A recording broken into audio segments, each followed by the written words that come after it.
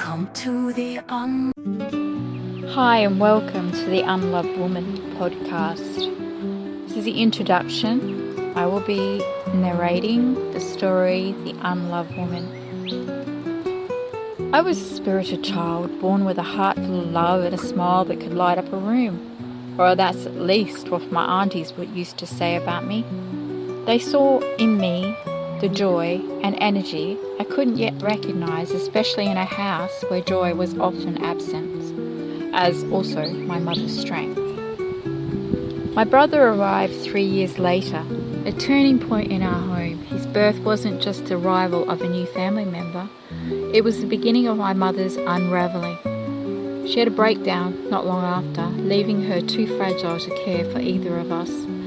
While she was in the hospital, my aunts all stepped in, bathing us in love and stability. I didn't yet realise I'd be so starved for later. But my mother returned, and with her an expectation I never really fully understood as a child. I became more than a daughter.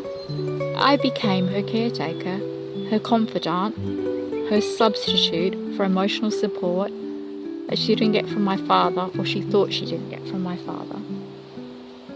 As my role shifted from a playful little girl to something more heavier, much too early, this is as if she handed me her brokenness, asking me to carry it, though I was still learning to carry myself.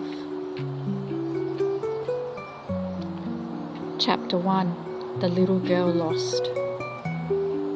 At 4 years of age, I was already used to routines that made me feel like an outsider, even in familiar places.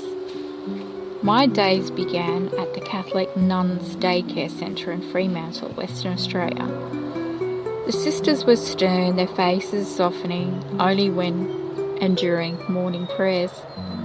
The daycare ended around 3 p.m, but for me the day wasn't over. I'd walk to my grandmother's, which would be called a nonna because she's Italian, just a short distance away. My Italian grandmother, my nonna, didn't speak much English, and I barely understood Italian. My mother didn't want us knowing anything about Italian, so we weren't taught any Italian, and nonna wasn't allowed to teach us. She showed her love in quiet, non-tangible ways. Her kitchen always smelled of something comforting, something warm, a pot of sauce bubbling on the stove, the soft steam of freshly baked bread. She never said much, but the food she prepared seemed to be her way of speaking. I knew she cared, even though it wasn't in a touchy, feely way.